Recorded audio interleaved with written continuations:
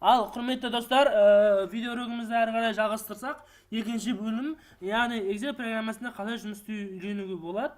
Қысқа уақыт ішінде бұл мүмкін емес шығар деп ойлайтын шығарсыздар, бірақ мен сіздерге айтамын, мүмкін бұл үйренуге болады. Енді бізде мынау қайталанады әр жерде, 3-4 жерде қайталанып тұр. Қайта жазып жатпау үшін уақыт бағалы, құнды, оны бағалай білу керек, сондықтан экономдай білу керек, сондықтан бірінші тысяча человек яшыққа басамыз, толық курсор тұрған соң тағы да бір басып тұрамыз да, рубльді бірге белгілеп аламыз. Белгіленгеннен кейін мына жерде главная закаткасында копировать деп тұрады. Басамыз, одан кейін керек яшығымызға бір рет басамыз да, сол жақта міндетті түрде басамыз, сосын вставить етеміз. Сосын яшықтың арасын ашамыз бүйтіп.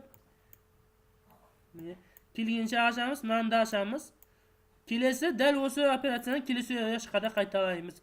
Міне, мына екеуін бүйтіп белгілеп алдық, копировать етеміз, мына жерден вставить етеміз. Мынаны да арасын жөндейміз. Қалай жөндейсіздер? Екі яшықтың арасына қоясыздар, тартасыздар. Мынаны да сөйтіп тартасыздар, құрметті достар. Тағы да белгілеп аламыз, дәл сонда операцияны қайталаймыз. Болды, түк қиындығы жоқ. Енді келесі жазу Сибир деп аталады. Кинотеатрымыздың аты Сибир, бірінші кинотеатрымыз, екінші кинотеатрымыз Родина, үшінші кинотеатрымыз Заря, төртінші кинотеатрымыз Калина. Қараңыздар, мен істеп отырмын. Жазамда энтермен төмен түсіп отырмын. Құрметті достар, итого деп жазамыз. Энтермен тағы түсем. Келесі закаткасын толтырсақ, мына жерге бізде 399, мына жерде 9-да 86, мына жерде 3-те 15, мына жерде 1-де 11, мына жерде итогын өзіміз қосып шығамыз сосын формула арқылы. Мына жерде выручкасына 960, энтермен төмен түсеміз 145. Қате өкіп кетті, бакспейсмен басамыз 145, 2110, 1530. Келесі февраль айында көрсеткішті жазамыз 3-те 09, 11-де 67 достар, 3-те 11, мұқият болыңыздар, 1-де 03. Келесі 990, 185 достар, 2130, 1540. Итогын өзіміз жазамыз. Келесі март айындағы қалды, енді соны достар бірге толтырып жіберейік. 3-те 97, 6-та 35, 1-де 01, 1-де 12. Оны өзіміз толтырамыз. Келесі қараңыздар, толтырып болдық қой, энтермен төмен түстік қой. Төмен түсірген курсорды аламыз да, қайтып қоя саламыз былай. Келесі март айының соңғысы толтыратын яшымыз 1170, 116, 1670, 1400, 4356. 4356 өзіміз толтырамыз. Келесі посчитаем за 3 месяца. Яғни бұл бізде әр айға кинотеатрымызға келген адамдардың саны қосу керек. Бұны қалай жасаймыз? Яғни мына яшықты үшін бір бөлім қосып шығымыз. Оны қалай жасалады? Excel'де формуланы жазу үшін бірінші равно, яғни қазақша айтқанда тең белгісін қоямыз. Ол бакспейстің алдында тұрады, тең. Қойғаннан кейін яшығымызды көрсетеміз. Бірінші 399-ды көрсеттік. Міне яшықтың аты шықты V6. Одан кейін осы яшыққа fx-ке тағы бір рет басамыз, плюс дейміз. Келесі бізде D6-ны көрсетеміз. Тағы да плюс басамыз. Бізде F6-ны көрсетеміз. Enter басамыз.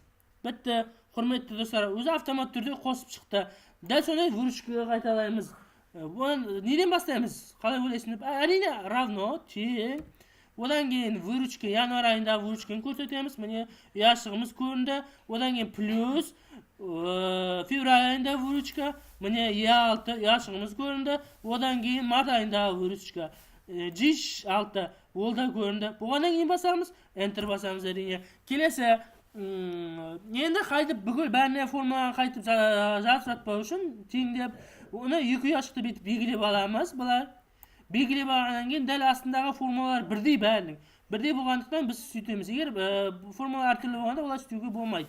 Формулалар бірдей болып тұр, сосын біз белгілеп алдық. Бұлай қылып белгілеп қарағаннан достар, бағана кішкентай курсорды көріп тұрсыздар. Мына курсор шықты ғой. Дәл осы курсорды аламыз да, Дәл осында болған кезде осы бір басып тұрып төменге қарай жылжытамыз.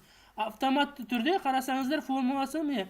Енді формула қандай формула, не қосылған білу үшін бұл жаққа бір барамыз, F(x)ке бір басамыз міне. Мынау қосу февраль айындағы көрсеткіштер қосып шықты. Келесі выручкасын көрсек, немене қосылған көріп тұр қарасақ, міне бет бассақ өзінің формуласы шығып тұр. Міне тағы да достар қараңдар, бет белгілеп алдық. Төменгі жағынан бет курсорды аламыз, тартып шығамыз. Болды, қиындығы жоқ. Енді итоғы январь айында посещаемыз, выручка әр айдағын қосып шығуымыз керек. Ол үшін жаңағыдай тең әр яшықты бір басамыз, бірінші яшықты басамыз, қосу, екінші яшық, қосу, үшінші яшық, қосу, төртінші яшық. Болды. Енді осыны немесе автомат түрде істеуге болады. Оны қалай істейміз? Курсор есеп шығатын курсорға қоямыз, строкаға қоямыз, fx деген шақырамыз. fx деген шықты, мастер функция, шаг 1 из 2 дейді. Яғни бұл жерде бізде мына жерлерде мына favorite функцияның ішінде әртүрлі формуламыз тұр. Немесе бұлай істеп әртүрлі таңдауға болады. Мысалы математический, статистический әртүрлі формулалар шығады. Біз өзі не беріп тұр, соны таңдап, сум деген, яғни барлығын қосып шығу деген функция бұл. Таңдаймыз, сум таңдадық, окей. Екінші шаг шықты міне. Енді сізге қай арақты қосу керек дейді. V6, V9 деп тұр. Біз оны істемейміз, қарамен жазылып тұр.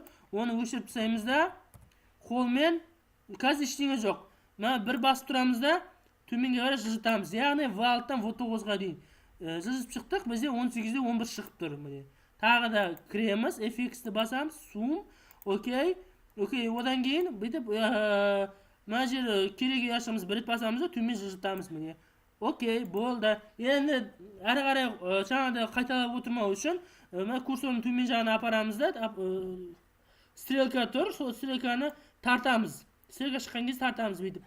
Міне автоматты түрде өзі қосып шықты. Мысалы міне қарап отырсаңыз, міне формуланы көргіңіз келсе, төртеуінің қосып шықты міне төртеу. 16-дан 19-ға дейін, E6-дан E9-ға дейін міне формула қосып шықты. Достар, міне біз формула қойып шықтық. Енді формула деген оны таблица түрде келтіру керек. Қалай келтіреміз? Қарап отырсаңыз, мына таблица. Мына әлде таблица тұрғанмен, мына мысалы шығарған кезде таблица болмайды әзір. Оны қалай істейміз? Оны істеу үшін бірінші бәрін бүйтіп белгілеп аламыз. Белгілеп алғаннан кейін мына жерді басамыз, мына жерді значокты басамыз да, все границы дейміз. Міне, енді бізде бұл таблица болды. Енді таблица болғаннан кейін бұны енді қалай шығарамыз? Шығармастан бұрын бізге бір яшық қарайық, бір кинотеатрымыз ұмытып кеттік дейік.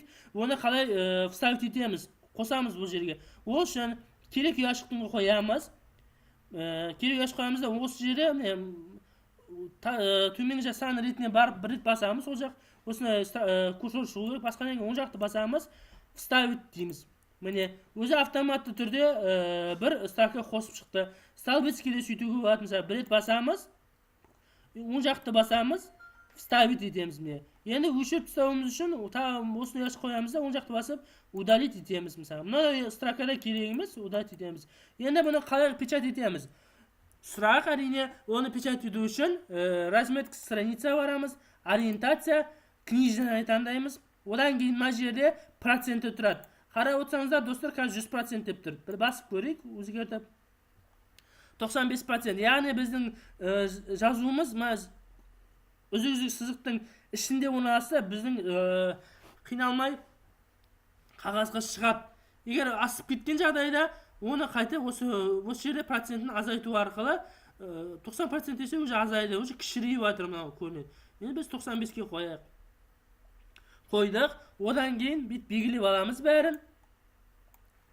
Файл, печать, выделение диапазон. Жоқ, кешіріңдер достар, файл, печать, принтердің атын таңдаймыз. Менде жағдайымды канал MF30-дан копия, выделение диапазон дейміз.